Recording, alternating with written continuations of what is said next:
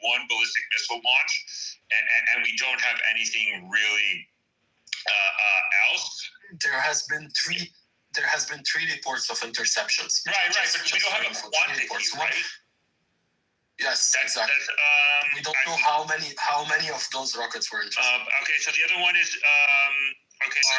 being attacked. Yeah, so Barthin, the military base east of Tehran, is currently there's an attack going on right now, I guess. Okay, sorry, I heard Bahrain. Sorry. No. Well, Bahrain, there were sirens. There were sirens in Bahrain. I don't know if there's an attack yet. There's also sirens in Qatar. There were sirens in... Al Arabiya just came out stating that they heard an explosion inside of Bahrain. So Al Arabiya correspondent reports hearing the sound of an explosion inside of Bahrain, knowing that Al Arabiya is present there. So it's kind of... Well, but that's the point. That's the thing, James. If you're... Okay, to the people who are in the Middle East right now in the Gulf, if you listen to the embassies, it's very likely that we're going to see Iran launch these types of military strikes, specifically not only targeted against U.S. military in those countries, but that is going to have huge implications against U.S.-specific regions as well. Qatar. Okay, Qatar closes airspace, so we have reports that Qatar has officially announced that their airspace is closed. That is just broke right now. Qatar Airways, Qatar has closed their airspace because of the fighting going on right now between Israel, U.S., and Iran. So Doha International Airport is shut. That is a major transit route east to west. So people in that region are pretty much stuck. So we're going to be monitoring flight radar and see kind of what that. But that's a major disruption to air travel. But Qatar has shut down their airspace. I mean, there's also several U.S. embassies that are calling their citizens to basically take shelter, basically Bahrain and others. So I also saw, I think, Jordan. So that's also a sign. Qatar as well. Qatar. Brian, I'll go to you. Try not to go too much into politics, please, or keep it toned down, please. I don't want to divulge this. There's a lot of breaking news going on. We're gonna get, guys. I promise you, I'm gonna be here with you guys probably for weeks. There will be times for politics, but for now, let's focus on the immediate after effect right now. So two things. One of my friends in the mall was just telling me he's hearing a bunch of interceptions earlier above the skies there. So Jordan's definitely sucked into this for sure. And that brings me to the point about retaliation. Iran's definitely going to be retaliating. We're seeing that start now. Both sides aren't opening with everything they've got right away. They have their plans. They have their reasons they're striking particular targets when they are. Maybe the Iranian regime is so flat-footed it's just randomly lashing out. But there's some level of planning that's going to kick in. And then I want to know what our response and what our preparations are to deal with what Iran's going to throw us. Because there's going to be lots of small drones, right? It's not just going to be the big missiles that we can intercept easily. We're going to have a lot of drones coming at us. There's going to be some type of ground operatives going after civilians, probably not just our people in the bases. I really would like to hear from the administration very early tomorrow morning. As soon as business hours open up, I would like to really see guidance on what people are supposed to be doing, because I feel like that now it's too late for a lot of people, right? Like, this just seems to be very rushed. That's not a political judgment. I'm just comparing this to how the U.S. has conducted these types of operations since the end of World War II through now. We've never done this like this. This is different. So we should not be expecting the same type of outcomes when we're approaching it differently with a different or non-existent set of allies for the most part. We've got these Gulf countries that are getting sucked into this, frankly, against their will. They don't have a choice. They're going to have to participate. They are the battlefield. Literally, Iran doesn't border Israel. So these countries are caught in. And there's a lot of back and forth, a lot of bad blood between all these different groups going on in the region. And Iran is not stupid enough to not try to really exploit this and to take out some of the stability with some of their neighboring regimes that are supporting American bases and troops and planes.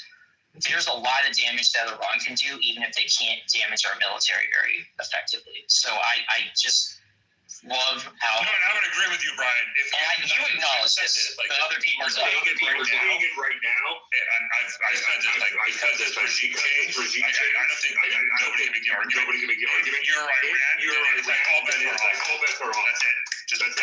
You're going to launch your ballistic. I actually think your point is in the heat of the some of these people acting like Iran can't hurt anybody, and it's going to be a cakewalk, and everyone's just going to lay flowers for Bibi and the monarch. Air base is being attacked, and the naval base in Bahrain, and I actually have a picture from Bahrain where you can see a plume of smoke towards the general vicinity of where NAFTA is located, the U.S. Naval Headquarters.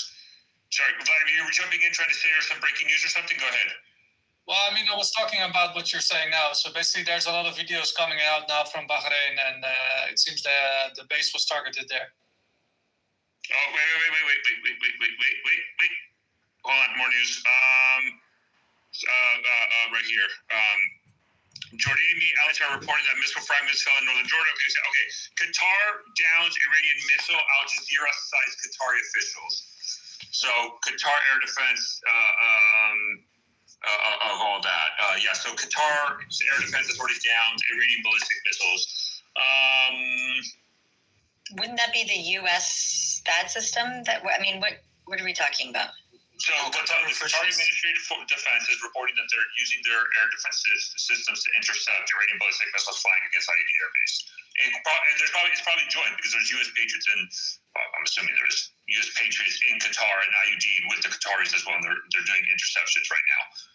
Sidrak, do you have the total Ministry of Intelligence, Ministry of Defense, Office of the Supreme Leader, Atomic Energy Organization, and Parshan Complex all hit? Do you have that full list? So actually, I did get. Actually, let me. Now that you say that, I do have. I have that so far. I have. Where was it? There was a full list. If you have it, please share. Yeah, I just posted it. It's on my feed. Yeah, I posted it on my feed. Yes. Just while you're checking this, the Telegraph has set a map of the targeted area in the east, the west part of Iran.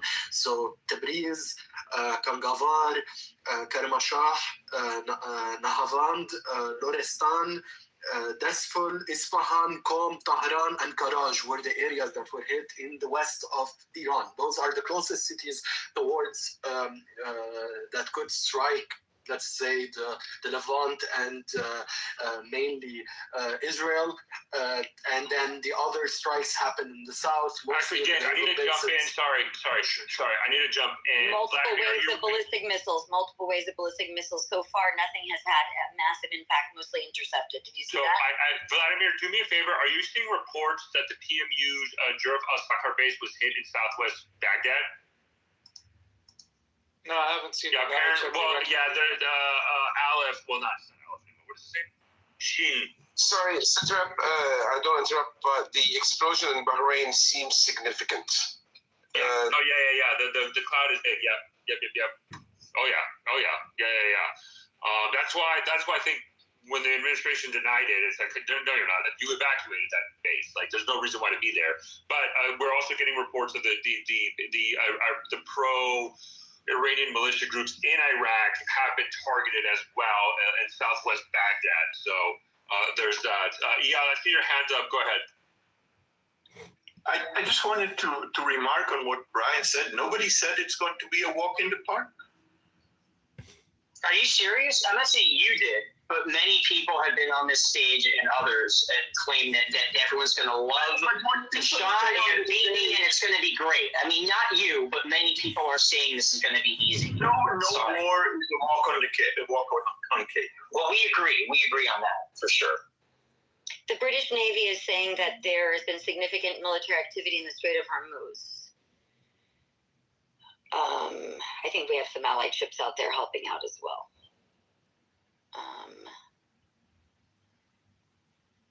Bahrain is getting hit hard. Interesting. Yeah, that Bahrain explosion looks downtown. Doesn't look like, oh, whoa. Yeah, I'm looking at it right now. It's pretty bad. So it's not near, well, I mean, that's the problem. The naval base is right there. And so if it's not an accurate missile system, it depends what system they launched. It's going to hit the downtown area. Al Udeid Air Base is under attack right now in Qatar, is what's being stated by Telegram. And if we hit their oil facilities, they're going to hit the Saudi oil facilities at some point. So get ready, everybody. I said that in a space way back. I said, if you're doing regime change, these are the targets that at one point the Iranians are just going to be like, we're going to hit oil facilities. That's why they did it over the weekend, guys. Just letting you know. I'm looking at the plume from Bahrain. It's one location. It seems like it's a building. Is that by the water side? Which image are you looking at? Yeah, that's the one. But all of Bahrain is on the water side, technically. When you go aerial, most of this, it's an island. It's a tiny island. Bahrain's Interior Ministry citizens must evacuate to the safest place nearby.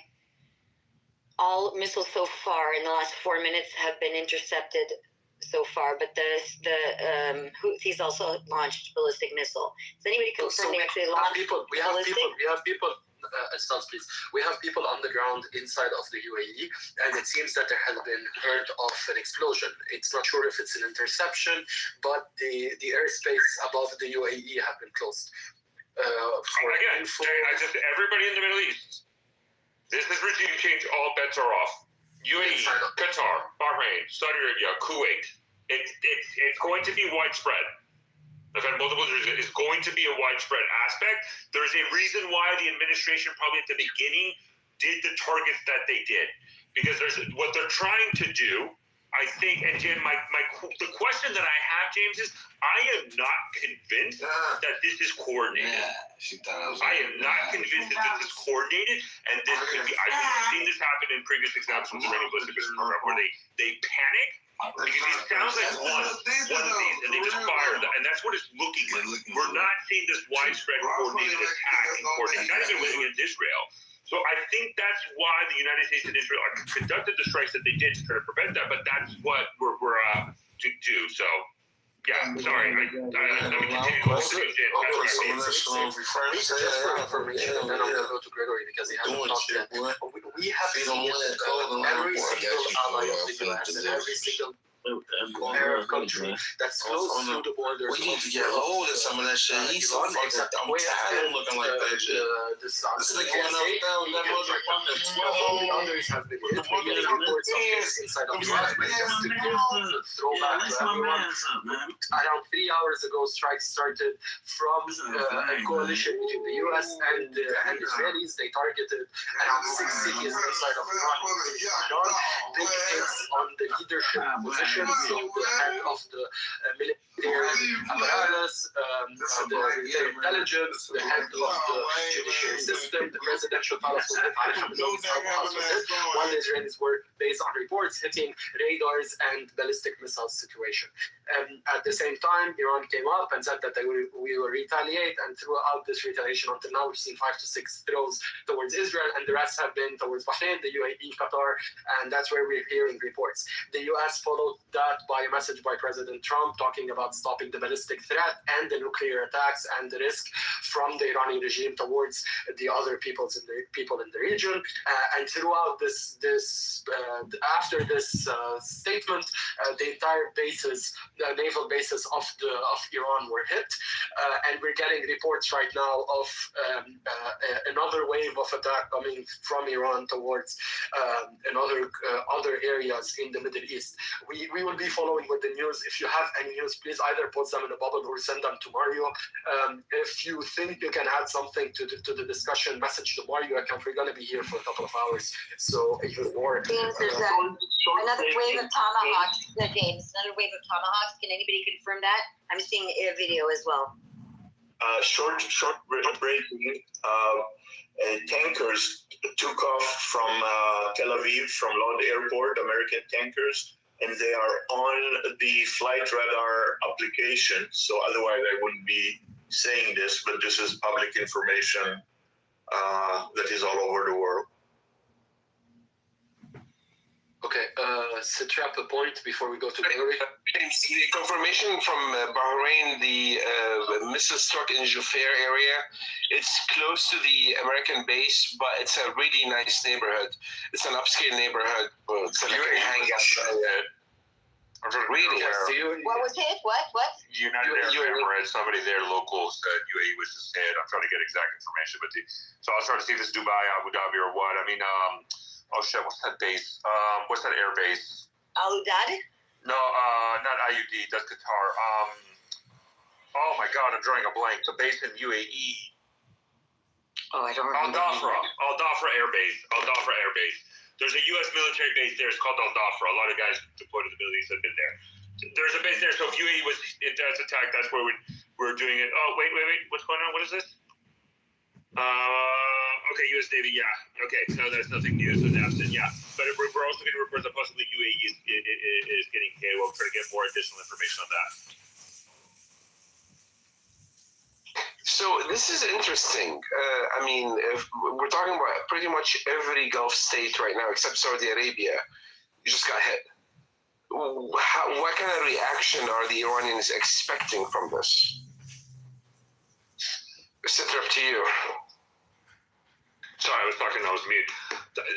I'm saying like pretty much every Gulf state just got hit. Yeah, the reason why they're doing this is because they don't. If it's regime change, there's only one way they can cause pain. Just Kuwait have been struck. Kuwait, there's a strike, ongoing strikes on Kuwait. Okay, I just got to make sure, James. Are we 1,000,000% confirmed? Because I remember the 12-day war at the beginning. Everything. I mean, back when we saw the video, everything was getting hit. Is Kuwait confirmed also hit? There's alarm. Sorry, there's alarm. There's no confirmation yet. Per se. I'm seeing reports of Kuwait getting hit too. Right. So again, these are two pieces, right? One. There's two ways to analyze this. Either this is a coordinated attack that is being directed at top, and it makes sense if it was, because if it's regime change, this was how Iran was going to respond. Again, I've dealt with the Iranian ballistic missile program. Like this is what was expected. That's why these U.S. and Israel are doing this, right? It's just strike everywhere around the region. Or number two, which we don't know, is if this isn't coordinated. And it's just basically independent units within the ballistic missile force are just panicking and just blindly firing missiles without a command element able to do it. We don't know the answer to that. We don't know, but most likely they don't have communication, but they do have pre-planned orders. That's why I said at the beginning with Craig way back then. Sorry, Reuters confirmed a huge explosion in Abu Dhabi. That's the headline. Okay, so UAE there, and I think Abu Dhabi is where Al Dhafra Air Base is located. So that's probably that's what was the focus. Yep. It's gonna be a long night. Long night, dude. It's gonna be a long week, month. Come on, it's already been long. I've been covering cartels last week and doing this. Let's go. This is just the reality of the ground. I mean, we're seeing U.S. embassies in Amman, Jordan, I'm not even going to list all the countries. Every single U.S. embassy in the region has already announced shelter-in-place orders. That's number one. We have seen that. Qatar airspace has been closed. That we got that from my sit rep. We also have. Let me see what else. I'm trying to make sure. No, there's nothing there. Kuwait has been targeted. It appears Bahrain has been targeted. Qatar, UAE. So, and now we're getting more waves of strikes inside of Iran. This is the one. They're also claiming they're targeting the Fifth Fleet, but I don't know. Well, the Fifth Fleet is the naval base. The Fifth Fleet is the naval base in Bahrain. That's NAFSA. U.S. Naval Central is the Fifth Fleet. So that naval base is the headquarters. That's why when everybody was saying the evacuation of Bahrain matters because that's NAFSA. I'm telling you right now, I would be extremely skeptical if NAFSA is fully manned at the moment. I don't believe it. But they're also claiming that they're targeting Lincoln ship, but I don't know. It's just it's pro IRGC channels. Yeah, well, we'll have to keep an eye on that. Going to see Israeli military instructed civilians to remain in bomb shelters until further notice on Saturday amid waves of Iranian ballistic missile attacks. Quote, you must remain in a protected area until an official notice is given, the Army said, adding that air defense systems were detecting and intercepting threats. That's from Iran International.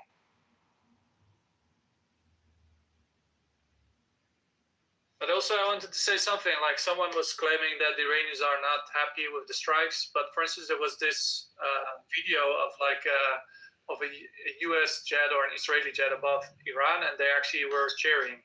So it doesn't mean that everybody is not happy or not happy, but I mean, there's also people happy basically that it's happening, because especially a lot of people that lost their lives in the protests and their family members, they were actually waiting for this to happen. But of course, the people that are on the other side of supporting the Iranian government, they are not happy with it. The Russians have made a comment about Trump saying this is the peace president, so the Russians are now a little bit pissed.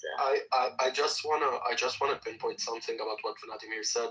You can have that, but you can also have the impact on the populace that is against the regime, but the impact of the war is different. The moment you start having rockets and strikes inside of your area, near your houses, near the area where you live, it impacts you indirectly if you want it or you don't want it. And that's the point that I think other people like Dana were bringing up, and other people, independently of political affiliation. I don't want to go into that, but from someone who's on the ground, I think like also people that are in Israel on the space, or other people, those people too have the same point. We're getting struck. Like those people are sitting inside of bunkers. They are getting hit. We are discussing the high military implication. Now you have people also in the UAE, in Qatar, in Kuwait, in Bahrain, people that have never seen war recently and that moved to those safe havens that are being impacted too. The entire region is going ablaze. I think no one is happy with the fact that it's a war. We just need to analyze it from a higher perspective, which is a military perspective. I think the Iranians have already just as this epic victory for the U.S., the Iranians very originally True Promise 4. So Operation True Promise 4 was Iran's retaliation. So one of the intercepted missiles just fell in Syria, in Daraa area on the Israeli border. Can I jump in, since I've had my hand up for a while and I'm Iranian and I have Go ahead, Johnny. In touch with the Iranians of the country. Thank you. So so as Vladimir pointed out, there Iranians right now, and we're hearing from them live. I'm getting messages. There are Farsi spaces. We're all elated that this is happening. Nothing is worse than the presence and the continuation of the Islamic regime. But moving on, here's what I really wanted to say. It's important that when we talk about Iran and the consequences, that we at least produce evidence. On Mario's space, and on your space, etc., just 10 hours ago, I called it. I said, well, the statement that was put out by Trump 10 hours ago was mirroring that of George Bush's speech right before they struck Baghdad. And it happened. Again, I'm telling you this with evidence. The reason Iranians are happy with this is because they know the direction in which they're going. And the direction was the one that was set forward by the Crown Prince Reza Pahlavi. When I say that the overwhelming majority of Iranians support this, and there is a transition government already participating to take over the government, we Iranians say this with evidence. So I wanted you to keep this in mind. We're not looking at civil war, chaos this, chaos that. It's just like during the 12-day war. It was reported by the U.S. government, mainstream media, and human rights organizations that in all 31 provinces, Iranians erupted and poured out in the streets, and there was this province turning against this province, this group wanting separation. None of that happened during the 12-day war. It did not happen in the period between the 12-day war and now, and it's not going to happen now. And one more thing before I end this. Donald Trump's speech today mirrors some parts of it about the direction in which Iran will be going, mirrors the statements that is being put out by the Crown Prince Reza Pahlavi. This is not coincidence, this is coordinated. Thank you for listening. We're getting. Can I just say that nobody's in touch with Iranians inside the country? I know this for sure because there's absolutely no internet, and all of us are trying to contact people inside, and none of us have been successful. And nobody speaks for all Iranians. I don't speak for all Iranians, and nobody else speaks for Iranians, and nobody knows what most Iranians think because there's never been a proper poll. So anybody that claims that they speak on behalf of Iranians and they speak on behalf of even majority of Iranians, really you should you should regard that with extreme. Breaking another wave of silence in Kuwait right now. And I think Aja News is reporting that the Kuwaiti civil aviation has temporarily closed their airspace. So back to back there, Hazem. I think that the Bahrain, though, I think there's only was that one explosion. It's just getting recirculated like crazy. I got a confirmation from someone in the UAE. So in Dubai, in Abu Dhabi, there is near Zayed Airport. There was a couple of interception and an outbank in the outside area. So it didn't hit anything that is close to where the hits. So I think they were intercepted above the UAE in Abu Dhabi. And the sound that we're hearing are from interceptors or the remains of the missiles. Sorry, Citra, was I cut off or did I drop off the space? I don't know if you cut everything I said. We heard you, and then we jumped in, and then now we have we're just sharing the news after Donna. But I don't want to go this back and forth. The regime change, we're not there yet. There's a lot of news going in. You said your point, Donna said your point, so now we corrected this. I don't want to get right now in that because there's a lot of going on inside of it. I mean, not only in Iran or Israel, just in the region as a whole, this is a major regional war right now. Suchep, are you surprised they didn't close down the airspace for these other locations in the Gulf? Do you think because people were leaving with private jets? Because I'm very surprised they had already over an hour to shut down these air bases. So I mean, again, I think people look when we're dealing with this aspect, right? And we were doing this before. People were putting a lot of emphasis on the embassies. I mean, we did see some of that in the airspace closures, and a lot of times you're not going to get those warnings. You're not, and so that's kind of the situation that we're in. And now we're seeing a lot of these countries close their airspace. So I'm trying to see. I think the strike in Bahrain is just that one explosion. So there's one missile that went through. I think that's really for the fundamentally it. And I think it's just getting recirculated because I'm just interested to see how much it is. So, yeah, that's it. We're trying to get confirmation if Kuwait airspace has been closed as well. And I know, James, you kind of we're going to have glitches on this. So, Sitrap, I want to make a quick point. You know, every time a city in the Gulf getting hit, you're saying that all bets are off, regime change was mentioned. I have a very different theory than this. For Iran to hit, let's say, Abu Dhabi from Bandar Abbas, they need a very short-range missile. I wonder if they have the long-range missile capabilities we think they have, or they're able to rebuild enough under all this pressure over the past 6 months. Maybe, just maybe, they do not have enough that can reach Israel. And now they need to resort to hitting American interests within short range. Sorry, Hazem, that's important. We're starting to hear reports of explosions or interceptor getting up in Riyadh in Saudi Arabia. That's big. The reports are coming through multiple sources and multiple medias. We're not saying there is an explosion in Riyadh, but we're saying that there is a probability. Riyadh, right? You just broke in with that with the Riyadh? Exactly. Yeah, that's crazy.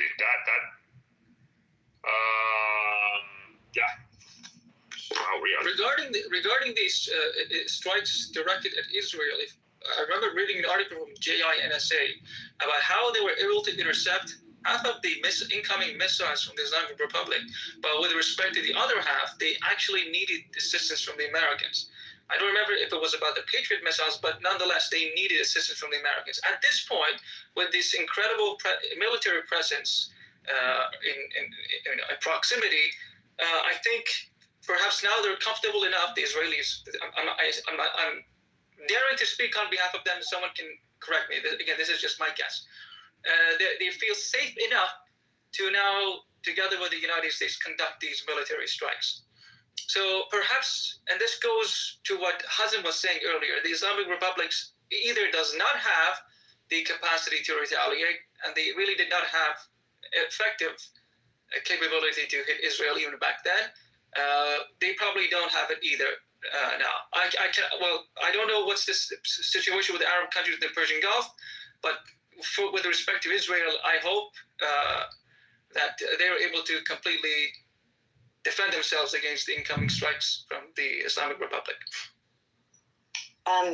Just a small. So we're saying more strikes. Israel is leading strikes against in Iraq against groups. So that's going on also currently. James, sorry, I jumped in. Go ahead.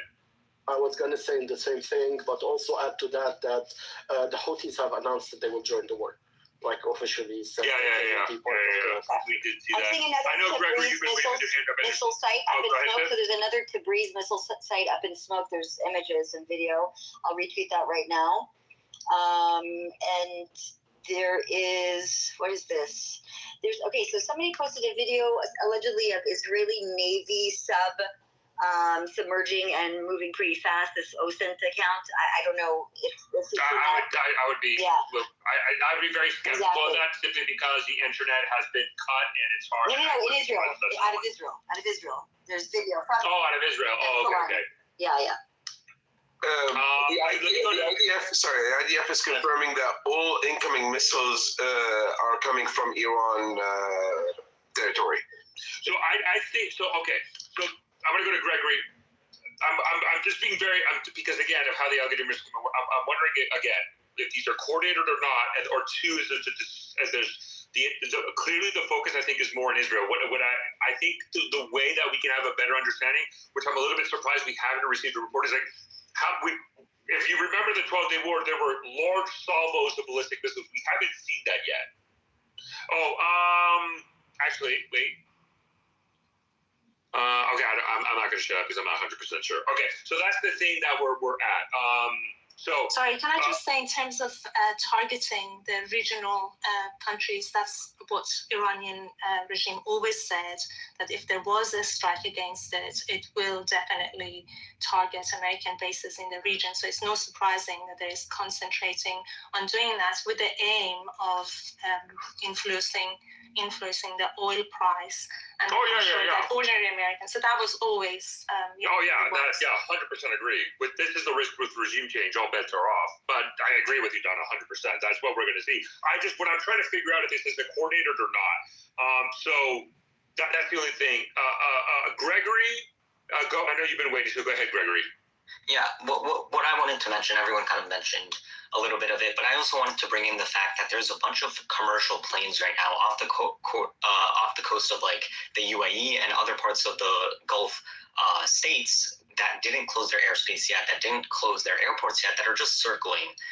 And you can even see this on like Flight Radar 24, where they're just circling because they're not going to land in an airport that's about to be, bombed. So it's very interesting to see what they're going to do with these commercial planes, because there's also this sense that a lot of people are going to be trapped here. U.S. citizens are going to be trapped here. So if this is going to be a multi-day and eventually maybe even a multi-week operation, the U.S. is going to have to do something with its U.S. citizens in these states, and it's going to be very interesting to watch. So it's something that people should look at. That's what I wanted to bring.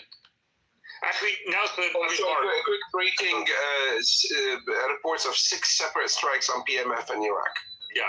Mark, I have to ask you, you've been patiently waiting. Have you heard anything on the Iran? One of the aspects that was supposed to be targeted was Iran's nuclear facility that's been reported by Fox News and other Western U.S. agencies. Have you seen anything that kind of, because we're all focusing on one thing, but have you seen anything about the Iranian nuclear program specifically that's been hit? Have you seen anything from that angle? Nothing. No.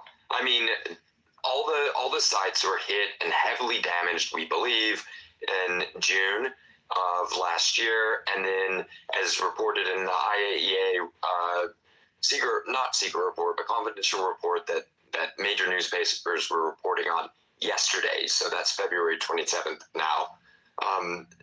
Iran was not allowing inspections, probably had greatly diminished capabilities, but was still, standing up against the world, not allowing inspectors. And I think that when we see reports out about what's struck, it's not clear we're going to see any extra information that tells us more than we knew last year. It's just that they didn't allow inspectors, and the IAEA report said that it was entirely possible that up to a few hundred kilograms of moderate to highly enriched uranium escaped damage. And I've seen reports that said, look, this stuff could be used to start up special reactors to make highly radioactive isotopes that could be used in dirty bombs. Maybe. It's all kind of weird. So the question in my mind is, why did they stand up against the world for what's likely to be not very useful amounts of product? None of that is the direct answer to your question. I haven't seen any extra reports. I don't know if we're going to see it. Question for you: nuclear reactor in Bashir, the nuclear facility in Bashir, the plant, could that be a target or no? Almost unimaginable. We had a guest a few hours ago say something about it being a Russian reactor. I mean, it was a plant that the Germans were building for Iran. Then the Russians completed it decades later. There's a reactor there. I know that civilian nuclear sites had an unprecedented involvement in the Ukraine war because Russia captured a nuclear plant from Ukraine. But other than that, aside from a lot of loud language about this, in general, there's almost nothing to be gained by either side from attacking or making a target out of civilian nuclear facilities. And I don't think there's been any statements from either side involving Bashir nuclear plant, except to say that nobody believes that Iran's enrichment program was actually for their civilian reactors. And Iran didn't really make any credible claims at all that their enrichment was for their reactor. So pretty much there's a carve out. That reactor has not been targeted and has not been involved in this conflict. I would not expect that to change, but I guess we'll watch. No, thank you. Please stay with us, man. Again, anybody nuclear, follow. Mark is the GOAT. I would say, again, James, I'm following it. The UK MTO has released statements related to basically the military conflict over there. So we're just saying that's going to have broad-based implications for international maritime trade. I'll share it right now. It looks like there might be another wave of strikes going on currently in Western Iran and in Iraq. It's going to be hard at this moment to determine which one is Israel and which one is the U.S. So at this point, I think for these arguments' sakes, I know there was kind of the plan of the initial wave. That, plans change as the conflict continues. But I think for this, we're just going to have to call it a combined strike by both U.S. and Israel. So we're seeing that in Iraq and in Iran. James, I think what is clear to me, at least at the moment, is that how the U.S. and Israel are analyzing and doing this is they're going to go big to end this once and for all. I think that is the objective, not only just regime change, but they're going to solve all the problems in the negotiations, the nuclear, ballistic, and the proxy, it looks like. Yeah, it's the final one. If we want to put a word on it, it would have been better than the name maybe that was given, but the final one. So that's the last time. You either get to a place where you agree on something or you're done. Is it the right strategy? Is this what should happen? Will this lead to the successful objective that wants to be achieved? That's a different question. Right now, what we're seeing is destruction all over the Middle East from both sides, and this seems to be a non-ending for the next couple of weeks, I assume, if not more. What's your opinion on that, Sandra? Okay. Talking about, we're getting information. Just a second, we got information. Breaking news, information about this, explosions in Qatar, capital, in Doha, capital of Qatar. So that just popped up. What just happened? Do you have any images or video? Sorry about that because I glitched there, but I was about to say I was supposed to get started. But I think we're also getting, hold on, where was that quote? The Qatari one, and it's kind of interesting. Literally, we got this back to back. The Qatari Ministry of Defense, we will confirm that the security situation is stable and under complete control. And then shortly after that, explosions to Qatar's capital, Doha. And then Reuters quoting an Iranian official, all U.S. bases and interests are within Iran's range. And then Iran targeted all U.S. bases and interests in the region. So the Tasnim is the Iranian state media. So it does look like this is broad. The question that I have, again, this is initial, right? But compare the amount of strikes that the U.S. and Israel did at the beginning wave, and look at this retaliation piece from Iran. It does. I mean, the one in Bahrain does not look like it was an extensive retaliation. And we're talking about onesies or twosies right now. Not that large retaliation. Again, maybe it could be that they're trying to gather the forces to do it. Maybe some of the strikes we're stopping was somewhat successful. But yeah, I see your hand up. Are you hearing anything in Israel? How many missiles were actually launched from Iran against Israel? Like an actual number? I don't have the actual number, but I do have breaking news, which is IDF have allowed to publish that it has started to call on reserve 70,000 people.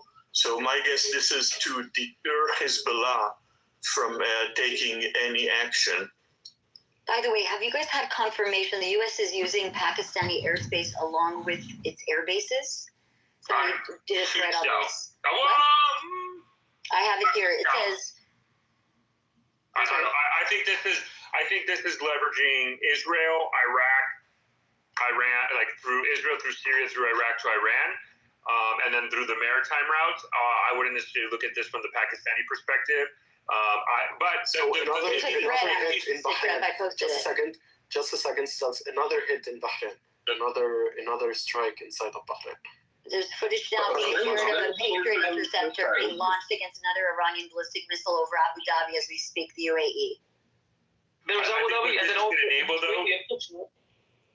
an Israeli official reported that prominent regime officials have also been injured inside Iran.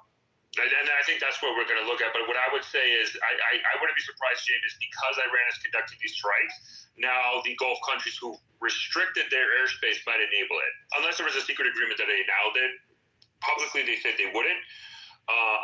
But now I wouldn't be surprised if this is the U.S. use their airspace. The Israelis are calling 50,000 reservists supported defense right now.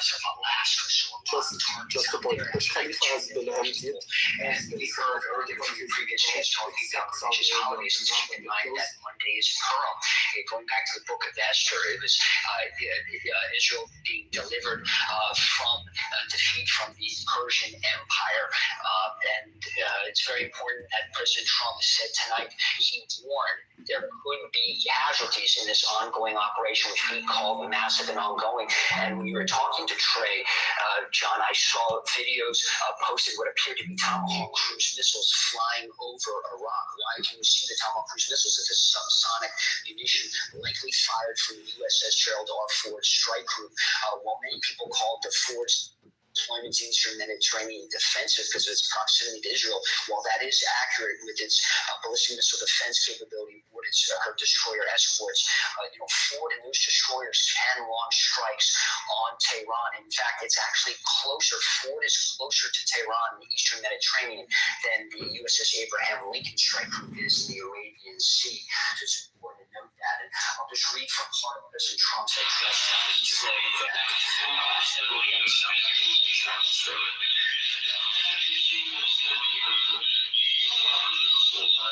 launched the monstrous October 7th attacks on Israel, slaughtering more than 1,000 innocent people, including 46 Americans, while taking 12 of our citizens hostage. It was brutal, something like the world has never seen before. Iran is the world's #1 state sponsor of terror, and just recently killed tens of thousands of its own citizens on the street as they protested. It has always been the policy of the United States, in particular, my administration, that this terrorist regime can never have a nuclear weapon. I'll say it again, they can never have a nuclear weapon. That is why in Operation Midnight Hammer last June, we obliterated the regime's nuclear program at Fordow, Natanz, and Isfahan. After that attack, we warned them. And John, President Trump went on to say we are going to destroy Iran's missiles and raise their missile industry to the ground. It will be totally obliterated. We're going to annihilate their navy. Our next guest is Republican Rick Heidner, running for governor in Illinois. She has created many businesses in Illinois, including J.J. Pepper's military's inventory that can drop those massive 30,000-pound bunker-busting bombs. Until we receive confirmation from the U.S. military, perhaps the president himself, it does not appear that those were used this time, at least in this initial phase. In fact, no B-1 and B-52 bombers, which don't carry the bunker busters but can deliver cruise missiles. We see no evidence that B-1 B-52 bombers were deployed in the region. We did see those fifth-generation F-22 stealth fighter jets arrive in Israel. We have seen Tomahawk cruise missiles flying across Iraq, which would most likely be launched from the Mediterranean into targets into Tehran. That appears to be the case, Sean. And let's recall why we are at this moment. President Trump appears to take that message straight South Florida is right now, coming from a trip to Texas earlier yesterday. He says that the region's not to hear from the Iranians. Talks went down just 2 days ago. His negotiating team, Steve Witkoff and son-in-law Jared Kushner, were in Geneva with indirect talks, some likely face-to-face with the Iranians. The talks went nowhere. You heard some positives from Steve Witkoff, but officials say most of the U.S. team did not feel that they got what they wanted out of these talks, and that's why we heard from President Trump earlier today to our own Peter Doocy. When Doocy asked him about the potential for strikes, he says, "I don't want to use the military, but sometimes you have to." Words to that effect. And when a reporter asked him earlier, he made a decision to strike, was notable President Trump's answer. He said, "If I tell you that, it'll be the scoop of the century." He didn't say he hadn't made up his mind. He didn't say he was still contemplating. He said it made it sound like he had already made up his mind to strike, and clearly that appears to be the case. And just to put a fine point on it, how rare it is for the U.S. military major combat operations, which President Trump says are going to be massive and ongoing, to launch these during the day, during the holy month of Ramadan. And again, we also have the Jewish holiday of Purim coming up on Monday, which is a celebration of defeating ancient Persia, which of course is modern day Iran. But President Trump saying that this will be a massive and ongoing operation, and also a warning to American citizens, John. This was very notable in his address. The Americans might take casualties during this operation. It's fascinating, and it's going to be fascinating to learn why they decided to start these attacks when they did. Interesting to know whether they had some inside information about the movements of the Ayatollah. Who knows? But this is a major turning point in the world, and our viewers are watching it unfold with us live. Thanks very much, Lucas Tomlinson, reporting live. Our Jennifer Griffin has been working her sources in Washington, and she has some new information for us. Jennifer. John, I've just received a list of some of the early targets that have been attacked inside Iran. Let me read to you from that. There have been attacks on the Iranian parliament, the National Supreme Council, the Ministry of Intelligence, the Iranian Atomic Energy Agency, and also cyber attacks on news agencies such as IRNA. So this is very significant because it's not just the residence of the Ayatollah Khamenei that was struck and his offices, a complex of offices, which we've seen videos online with Iranians cheering as that complex was hit. But what is very significant is listening to President Trump as he outlined sitting seriously in the hall, the justification for why the U.S. is involved in these strikes, what you could call a war against Iran. And he goes all the way back to 1979 when 66 Americans were taken hostage in the U.S. Embassy when students there stormed the embassy and held them for a year at the end of the Carter administration. That was when Ayatollah Khamenei came back to Iran and was the beginning of the Iranian Revolution, which has been in place for the last 47 years. Also, the president laying out the Marine barracks bombing in 1983 in Lebanon that saw 241 Americans killed in that strike. That goes back to 1983. He called Iran the #1 state sponsor of terror.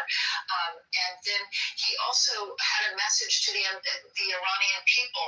He said after the bombing is done, and he urged them to stay inside during this period of the coming days as this massive bombing campaign takes place. But afterwards, he urged them to seize this moment and when we are finished, he said, take over your government, seize. He said, the hour of your freedom is now. So he had a message for the people of Iran. It's clear that the U.S. and Israel are carrying out dozens of strikes involving tomahawks, as Lucas has described, tomahawk missiles, standoff weapons, as well as airstrikes across Tehran, as well as at nuclear sites and at ballistic missile sites across Iran. I think it's significant to remind our viewers that back in June, the Iranian Navy was virtually untouched in those strikes. When the U.S. sent the B-2 bombers, it was really focused on the 3 nuclear sites at Fordo, Natanz, and Isfahan. But the Iranian Navy can cause a lot of damage to not only to shipping lanes with the oil that's shipped, a fifth of the world's oil is shipped through the Strait of Hormuz every day. One of the reasons that the president said that the U.S. is involved in this war against Iran is because Iran, through its proxies, the Houthis, had been disrupting shipping for so long and been terrorizing ships and threatening to close the Strait of Hormuz. But right across from Iran, it's just 21 miles at the narrowest point across the Strait of Hormuz to the other side. And the U.S. has 3 very large military bases in the Gulf. Home of the Fifth Fleet, the U.S. Navy's Fifth Fleet is in Bahrain. You have also in Qatar, Al Air Base, as well as in the UAE, Al Dhafra. We understand that there are sirens taking place right now in Qatar. The U.S. Embassy there has urged Americans to shelter in place, not to come out of their homes. And we're hearing that there are a potential missile strike targeting Qatar. That's why you would be hearing those sirens. And again, it's very close to Iran, and Iran has hundreds, if not thousands, of missiles that can cause a lot of damage to these bases and to American targets in this country. A couple of notes, Jennifer, and these would be available to you as well, but Reuters is reporting that the name of this operation, according to the Pentagon, is Epic Fury. He used to say that spiritual life begins from the ground up. Also, we're getting word from the Associated Press that the first strike was launched against compound of the Supreme Leader of life, Ayatollah Khamenei. I've been wondering, as have our other correspondents, about the daytime nature of this attack. We expected there were always kinetic action that it would take place at night, but this was a daytime attack. It began around 10 in the morning in Tehran. And apparently, the first target was the compound belonging to the Ayatollah. So perhaps they had some information. The Israelis have incredible intelligence about the movements of opposition leaders. And it could be that the Ayatollah was just arriving at his compound then, and maybe that's why they decided on a daytime strike. That was perhaps the first of the strikes. Go ahead. John, based on conversations that I've had with officials over recent weeks, the targets and the timing of these strikes, this has been planned for some time, and I think we're talking about this many pieces that have to go coordinated between 2 countries, as well as the naval, the air assets involved in to get to this is like conducting an orchestra. So I don't know that there would be a trigger such as an individual, but I do believe that they targeted Ayatollah Khamenei's compound, obviously for a reason. Symbolically, that is where you would strike if you wanted to decapitate the regime. And I think it's significant that it was during the day, because remember, during Ramadan, they would be fasting, people might be at home. And so if you were the Ayatollah to be in his residence, Ramadan would be a pretty good time to expect that he would be home fasting.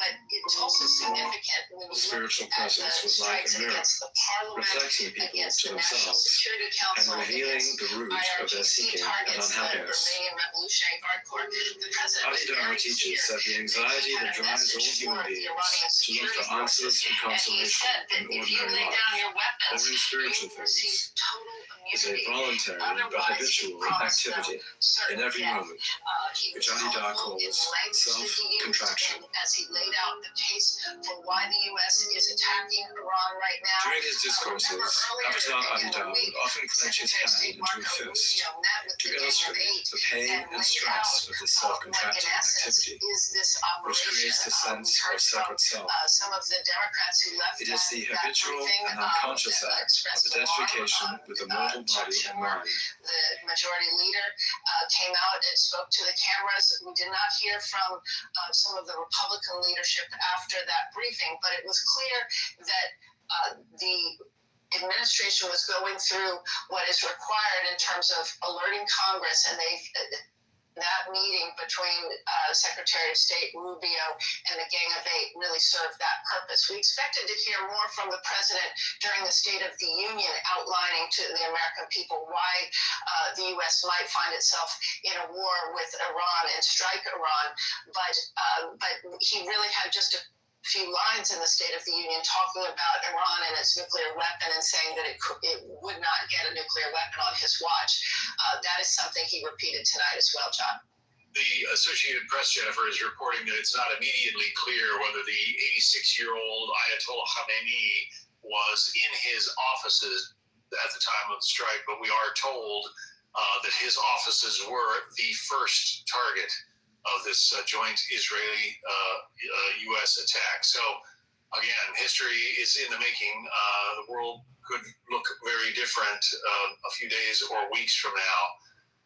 But this massive attack has begun. One of the questions, Jennifer, and perhaps you have an answer to this from your long experience in Washington, but are the Iranian people going to be able to get the message? For instance, the 8-minute message that the president delivered on Truth Social. We know that there have been something like 10,000 Skylink terminals smuggled into Iran by the CIA and other U.S. operatives. Are they going to be able to get the word that this is actually unfolding, and that the president calls this their chance to take back their country? Well, it's a really good question, John, because as we were discussing before, Voice of America is sort of a shell of its former self. They fired a lot of people. They downgraded a lot of their language services. And that would normally be how you would broadcast a message like this in Farsi to the Iranian people. Right now, I would expect that there has been a massive sort of cyber outage to blind the regime, and so you may not have internet. You unlikely would have internet right now in Tehran. But as you mentioned, there are those Starlink terminals that were used during the protests in December and January to keep the protesters connected to the world, knowing what was going on. So it's likely that that they would have received, if those are up and running, and they do tend to work, and even in these dire circumstances because they're satellite based, then there is a possibility that this message is getting through. But it would need also to be translated into Farsi to have a broad reach within Iran. All right, Jennifer Griffin. Jennifer, thank you. We're getting reports that, according to the Associated Press, the Houthis, who are obviously a proxy of the Iranians, the Houthi rebels are saying that they are going to resume attacks on shipping in the Red Sea corridor. Whether that's bluff or whether it's actual fact is yet to be determined, but one can imagine that all of the firepower of the United States and the Israelis available there in that region, the Houthis are going to pay a high price if they begin trying to attack shipping in the Red Sea once again. Let's check in once again with, is it our Lucas Tomlinson that we're going to, control room? All right, Lucas Tomlinson, has some updated information for us. And again, you're watching history unfold. U.S. personnel The United States and the Israelis try to take out, well, not only the Iranian military, but essentially the Iranian government as well. Lucas. John, I just want to pick up where you left off with the Houthis now vowing to launch strikes against Israel and shut down Red Sea shipping. Recall early President Trump's return to the White House, he launched Operation Rough Rider. The USS Harry S. Truman strike group bombed the Houthis for 50 days, and there was no regime change. The Houthis are still there. It caused massive damage. Clearly, we've recent days heard about 2 American F-16 pilots who narrowly missed getting shot down from surface air missiles from the Houthis. Just talking about some of this, the warning of what our forces are up against when it comes to not just the Houthis, but of course in Iran. You and Jennifer mentioned the Ayatollah Khamenei. It's notable, John. He has been in power since 1989. He's allowed. I'm doing a quick device. The Iranian parliament. Oh, really? Really? Officer Kitover here at Stanford Kitover Institution. John, thank you very much for your insights. Thanks. And if you were just waking up, major combat operations between the U.S. and Israel launching these combined strikes in Iran. We have sirens ringing across Israel from Jerusalem to Tel Aviv. Joining us on the phone is Darren Gobb, Lieutenant Colonel of the U.S. Army and co-founder of Restore Liberty. And Colonel, what do you make of what we have learned so far of these joint strikes? The anger so far over the last 3 hours or so that I've been with you, I've seen very few surprises when it comes from a U.S. personnel in the region. Even so, and I do not reduce, degrade, and potentially try to completely destroy any air defense and become air dominant. And that's not only their ability to defend their nation, but their ability to launch systems, missiles, and other things. Not making this, not for now. We're doing this for. So that seems to be working apace. I'm also not surprised by the attack directly on Iranian leadership by Israel, because you can see that there are some heroes we're helping them identify where they are, and so they're keeping that on an internal look with Israel itself. So again, very few surprises so far. All of the police people are probably going to wake up to and be surprised by the most is the fact that we did do this during the daytime. But this is a case of what I think there may be some conditions out there that are critical that it's trying to. But in the end, when you change your patterns, you make things better for the military in the first place. So most have been used to us attacking. Take over your government. It will be obviously, a fairly typical tactic. But to change that pattern up to attack during the daytime gives a level of surprise that I can guarantee the Iranians. Now you have a president who is giving you. Especially during Ramadan, that can be very effective as well. So we've got a few days to see how this goes. I'm watching very closely to see how the Iranians respond, whether or not they're going to maintain the momentum they began with, because the real change in Iran belongs to them.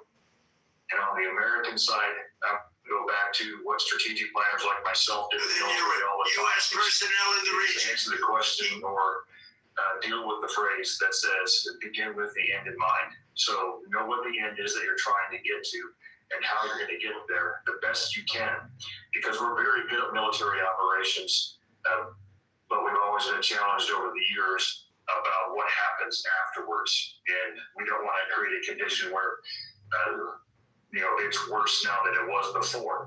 I don't see that happening, but that is a significant challenge that I think it's going to take a while to develop that out and for us to be able to understand.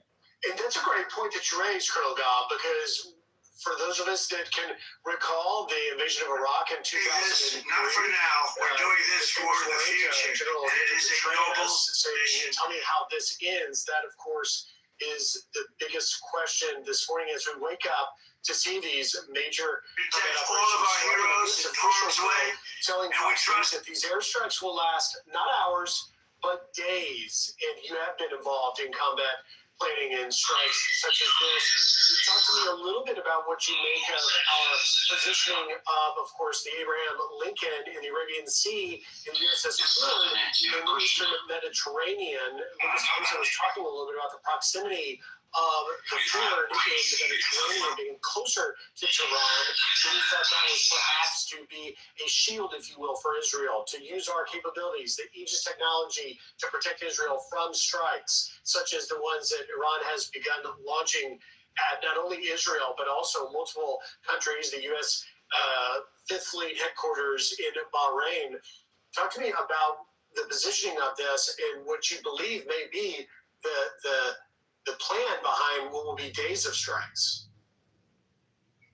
Well, first of all, with the Eastern Mediterranean, yes, it is as already depicted closer to Tehran than where other forces are arrayed. So they're going to naturally use those for specifically things like the Tomahawk missiles.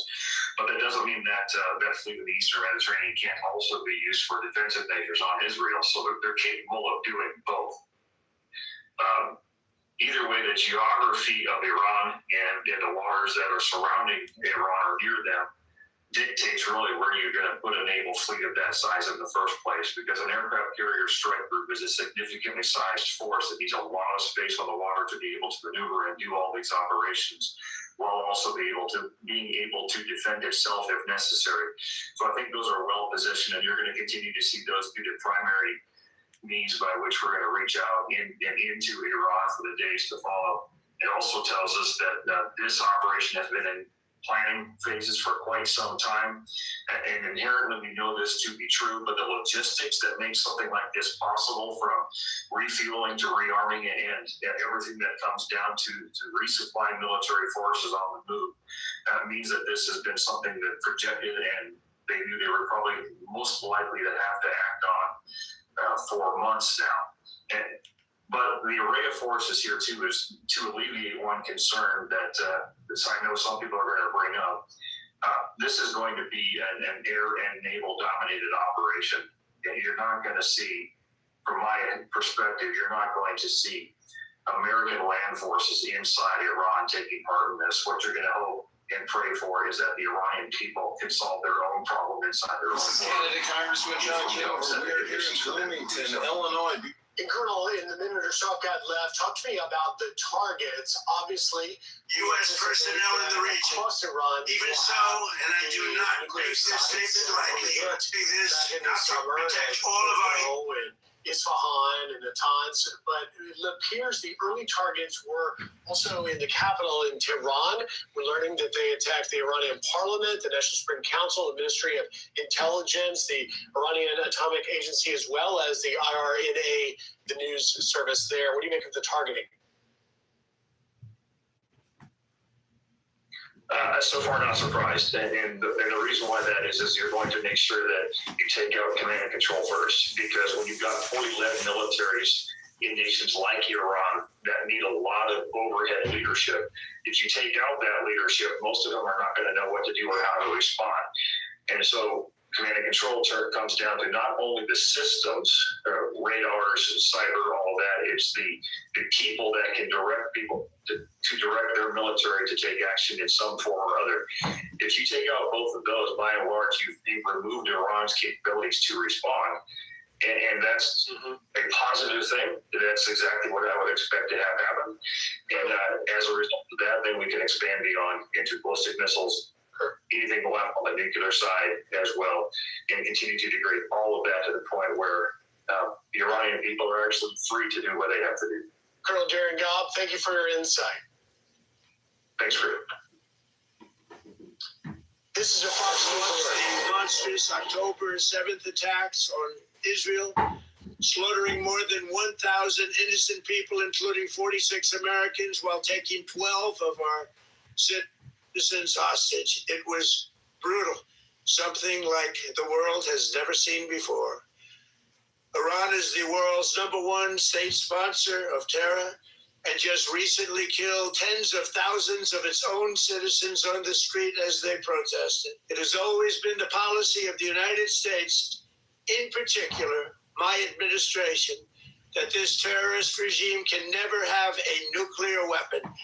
I'll say it again, they can never have a nuclear weapon. That is why in Operation Midnight Hammer last June, we obliterated the regime's nuclear program at Fordow, Natanz, and Isfahan. After that attack, we warned them.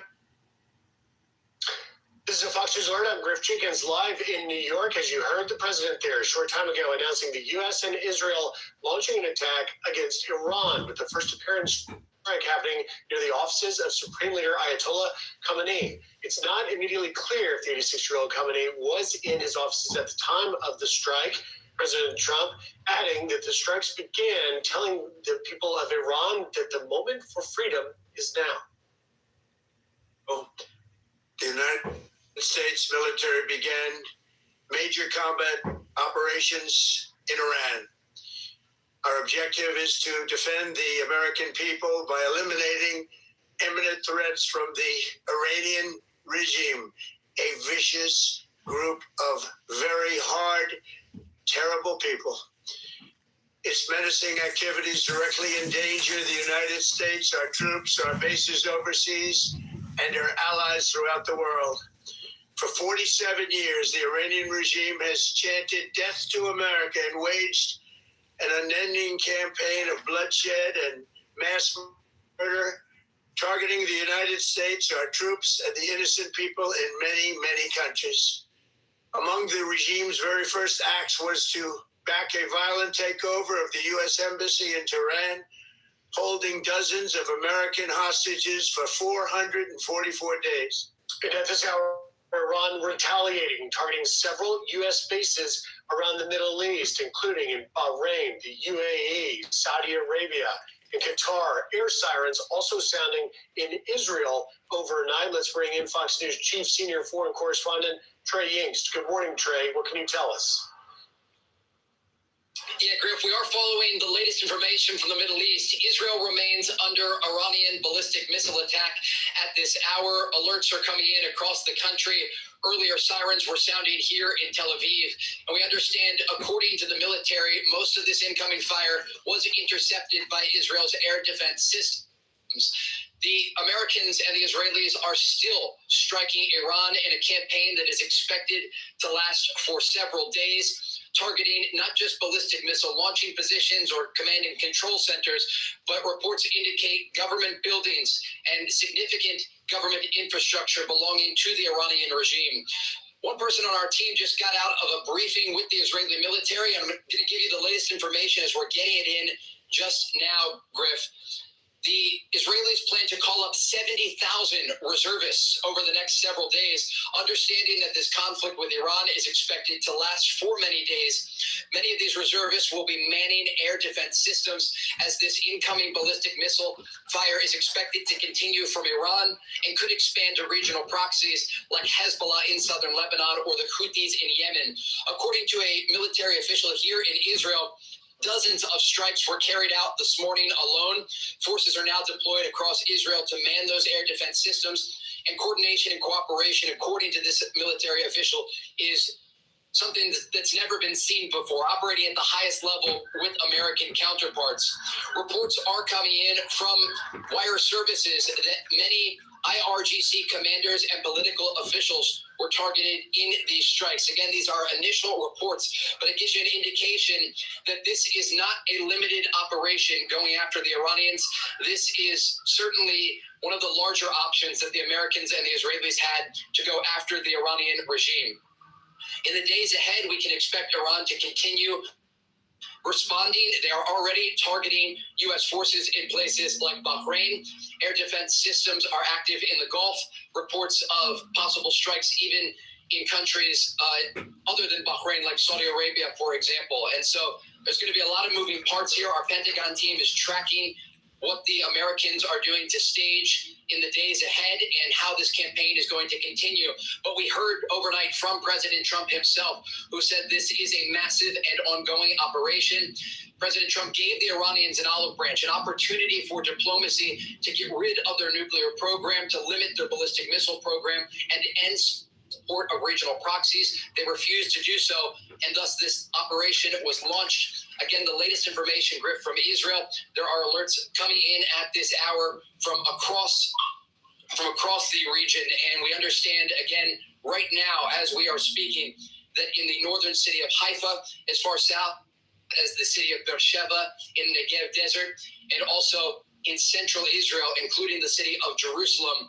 There are alerts going out because the Iranians are doing what they can to respond to these ongoing American and Israeli strikes. Griff.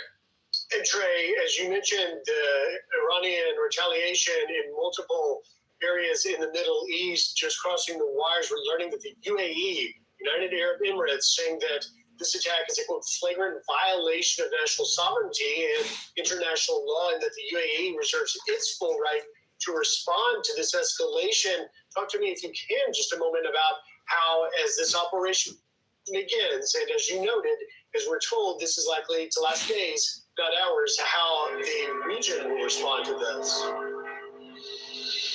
There were a lot of options here for the Americans and the Israelis in terms of strikes against Iran.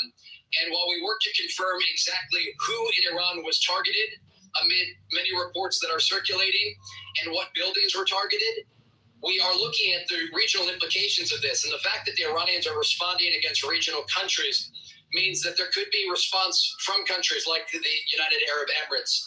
There is close coordination, we understand, with the Americans and their counterparts across the region. And remember, there are U.S. planes, not just here in Israel, but in places like Jordan and other countries that have been used as staging grounds for American forces. Qatar, the Al Udeid base that normally houses around 10,000 U.S. soldiers. Right now, it's largely evacuated, but there are regional implications here. And given the fact that these strikes are going to continue, that coordination will continue as well. Remember, we have to step back here and look at the U.S. military buildup over the past 2 months. It is the largest, at least in terms of air power, since the 2003 invasion of Iraq. And just yesterday, the USS Gerald R. Ford, the world's largest aircraft carrier, arrived in the eastern Mediterranean. And that is to help to protect the Israeli coast. But also, you have planes there that can run operations if needed. You also have the USS Abraham Lincoln Carrier Strike Group in the Arabian Sea. You have a number of U.S. destroyers across the region. And you have over-the-horizon capabilities for the Americans. And that's not to mention the Israeli Air Force that conducted a bombing campaign last summer against Iran that lasted for 12 days. But at the end of all of this, the man who will be able to decide how long this will go on for is President Trump. He has ordered this operation to destroy Iran's ability to threaten the region and to threaten American forces and to threaten Israel. And that operation is unfolding as we speak. This is now a regional war. There is no other way to put it. The Iranians are targeting not just Israel, but they are targeting other countries in the Gulf. And so the days ahead will be intense. Israelis will spend the days ahead in and out of bomb shelters. And as we reported to you at the top here, Griff, Israelis are calling up 70,000 reservists because they understand they're going to have to man air defense systems for a number of days. And President Trump tonight, when he addressed not just the nation, but the world, Griff, he said there's a real possibility of American casualties in this war that is now erupting. But understanding that the diplomatic option was pursued and that the Iranians did not take that olive branch that was provided to them by the Americans, they had an off-ramp and they didn't take it. And now a war has erupted. The Americans and the Israelis are expected to inflict heavy blows on the Iranian regime. And given just how widespread these strikes are, this is, again, on the outer spectrum of the possible options for the Americans and the Israelis to respond. This could significantly weaken the Iranian regime, if not eventually collapse it. Griff. That is certainly a big question there, indeed, as we watch this unfold. Trey Inks live for us in Tel Aviv. Trey, stay safe. We'll check back in with you throughout the morning. Let's bring in now the Fox News chief national correspondent Jennifer Griffin. And Jennifer, as we look at that map of our U.S. forces in and around Iran and these strikes beginning, you're reporting that this is a joint operation and that the targeting of Iran's leadership is actually being led by Israel. What can you tell us? Well, I think it's really important to separate out which targets are being targeted by the American military versus the Israeli military. And I have a very well-placed source who told me that the Israelis are targeting Iran's leadership. They've targeted the supreme leader, Ali Khamenei, his compound. We've reported that, as well as the defense minister, as well as other top leaders, the head of the judiciary. Israel is saying that they believe they've been very successful and that they may have in fact, killed many of those Iranian leaders. But the U.S. military is not involved in those strikes. The U.S. military is focusing on ballistic missile sites, military targets that pose an imminent threat. So there is a little bit of a divided responsibility here. And I think also perhaps the Israelis always have very good intelligence about the Iranian leadership, just like we saw in when they targeted Hezbollah and Hamas, but Hezbollah particularly in Lebanon. I think it's also important to point out, Griff, that the only U.S. bases that have not been targeted so far by Iranian missiles are in Oman. Oman, of course, was the foreign minister. Its foreign minister was trying to mediate a nuclear deal. He even flew to Washington after mediating in Geneva to try and appeal to Vice President J.D. Vance, suggesting that to give negotiations more time and to try and stop this attack, which, as Trey pointed out, is really turning into a regional conflict at this point, given the number of targets. I can also report that there were no casualties. We heard that there was a missile that landed, and we saw some video of a missile landing near the U.S. Navy's 5th Fleet headquarters in Bahrain, but I'm told there were no casualties, and in fact, that base is largely empty at this point. The target that was struck was an empty warehouse. So the U.S. military has been planning for this for some time, and they knew that the Iranians would immediately target the bases in UAE, Qatar, and Bahrain. And so they've been quietly drawing down from those bases, reorienting the warplanes and staff that are based there, but particularly the warplanes were moved and the fuelers and the tankers were moved to other bases, a safe distance away. But Iran has even fired missiles at the U.S. base in Saudi Arabia, and that's pretty unusual. Once Iran has fired those missiles at the U.S. allies in the region, then my understanding from talking to experts and military planners is that, and to diplomats, is that those countries then will consider themselves under attack, and in defense of their own population, they then will allow the U.S. to use their air bases, their airspace, and so that is something we expected to happen. But the Iranians are sort of playing into U.S. hands by targeting bases in Saudi, in Jordan, in other areas. Griff? So much to unpack here, Jennifer, and you're right about those regional implications that Trey was reporting on, as we're seeing on the wires. The UAE now calling this a flagrant violation of international law, that they reserve the right to respond. But I want to ask you, you talked about Oman's foreign minister, Badr al-Busadi, who did that interview with CBS saying that the Iranians are now willing to go to zero enrichment, but it didn't seem to be enough. President Trump, in his announcement, talking about how he seeks peace, but he will not allow Iran to have a nuclear weapon. We expect President Trump to address the nation later, but in that message we got overnight, Jennifer, do you believe that the president laid out really the question that Americans are waking up to today, which is, why have we done this now? Well, I think the president laid out very clearly in his initial Truth Social post the history of the relationship between Iran, the United States, and Israel since 1979. And he called Iran the world's #1 state sponsor of terrorism. And he's right. If you go back to 1979, in November of 1979, the Iranians took 66 Americans hostage for more than 444 days at the U.S. Embassy in Tehran at the start of the Iranian Revolution. And then in 1983, they killed more than 261 U.S. Marines and Navy officers in the Marine barracks bombing in Beirut. That was one of the largest terror attacks before 9/11.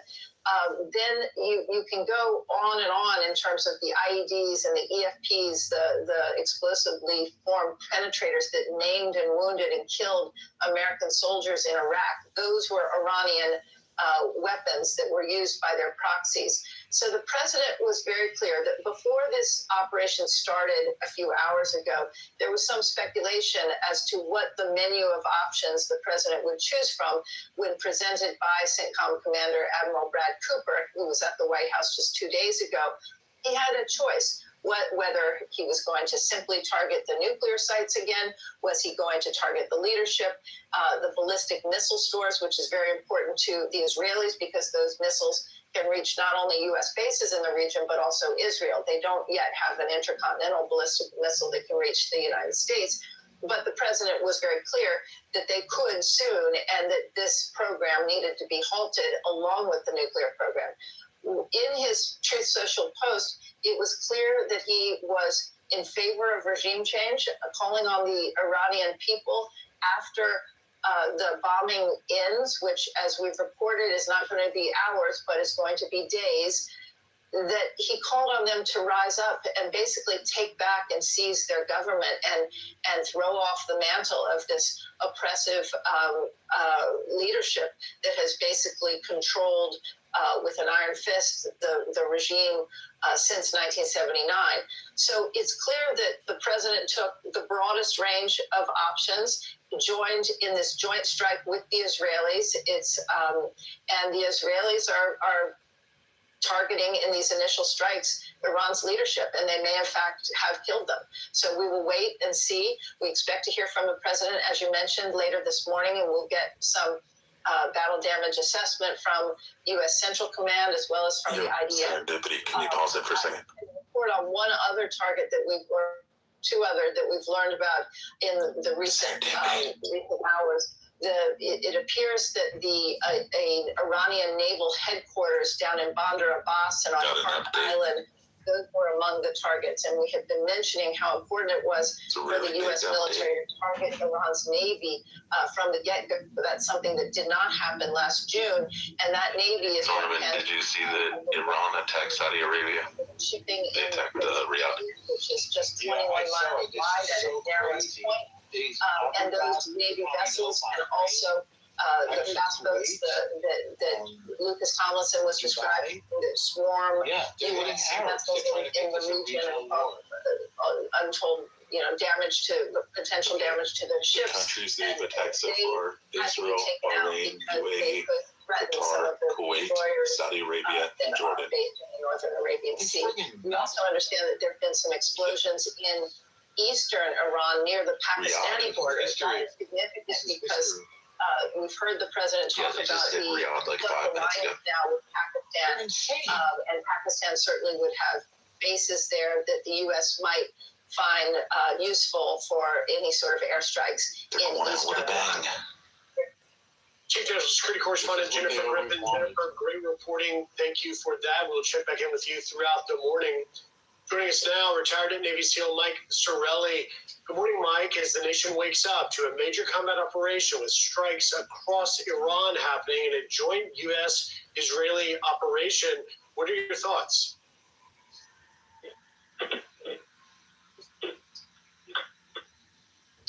All right, we'll work to get retired Navy SEAL Mike Sorelli on the phone there. As you do that, and you're waking up right now, major combat operations have begun with multiple targets struck across Iran.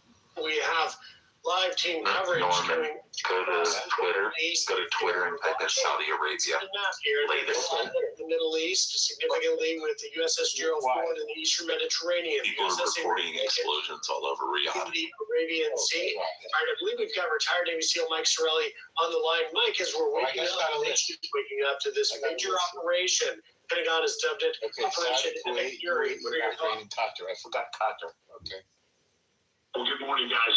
First off, my thoughts and prayers are with our brave soldiers and their families back here in the United States who are probably on edge for the safety of their people. But quite interesting what's going on right now. Let me give a description of what I think is going on. Primary and up front, we want to establish air and sea dominance. It's interesting that Israel and what we're being told is striking the political leadership or military leadership. The U.S. is the most likely focused, again, with the air dominance of something conducting what we call SEAD and DAD or DAD.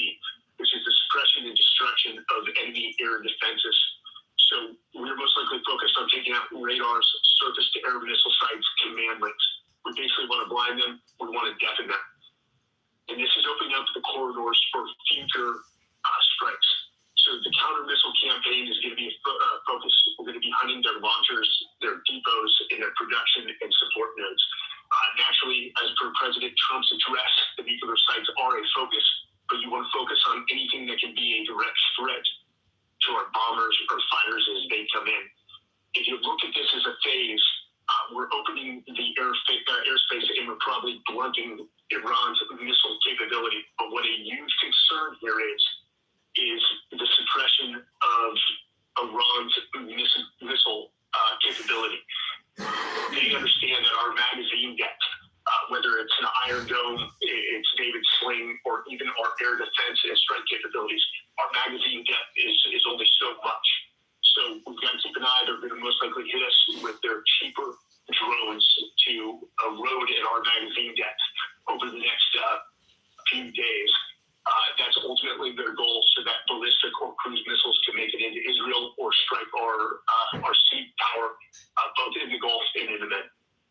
Mike, you really hit on something I think is very significant and something that I think we're going to hear a lot about, and that is the Diad likely initial operation. That's the suppression and destruction of enemy air defenses. Talk to me a little bit about how those F-22 Raptors working in tandem with our elite F-35 jets likely played a role in getting in, mapping those air defenses of Iran, targeting them, and ultimately trying to disable them and take them out. Great question. So for the audience, a good way of thinking about this is the suppression of enemy air defense the intent is to blind them and pin them down. You jam radars, you force the SAM crews to shut down, you disrupt their command links and keep defenses from effectively engaging our forces or striking Israel. The DEAD is the destruction. That's when we kill the system. You destroy the radars, their launcher vehicles, their command posts, and supporting power and communications so the threats stay down. That is the goal in this initial phase. Now, you mentioned the F-22 or the F-22s and the F-35s. The F-22s are one of the most advanced, as well as the F-35, advanced fighter systems in the world. One of the beyond air-to-air combat, one of the primary roles of the F-22 is almost thinking its job is to paint a yellow brick road for the fighters and the bombers coming behind them in order to strike military or political targets. So the F-22 from far or long-range distances can not only disrupt, also destroy their surface-to-air capabilities.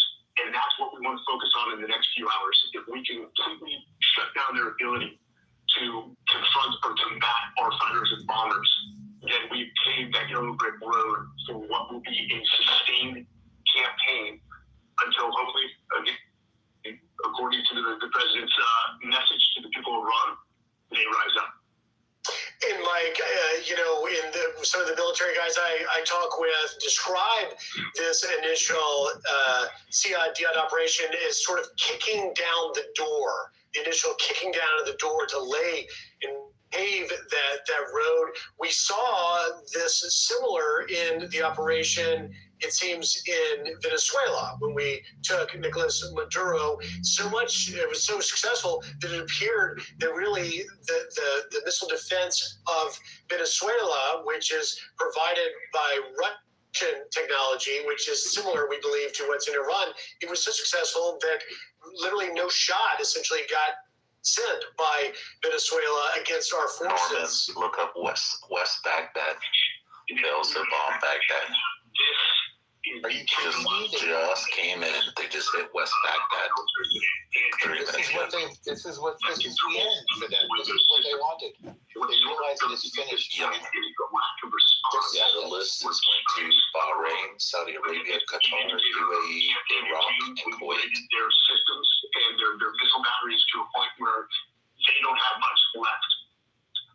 So once these initial phases in the CIA are complete, expect larger campaigns similar to what we saw in the shock and awe in the early days of the Iraq campaign in 2003. So this will continue.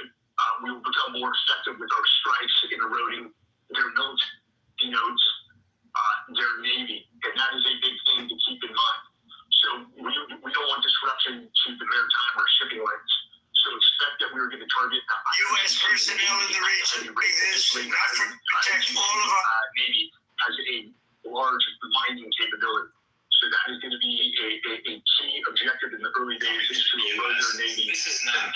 terrorist attack. I mean, it's not about going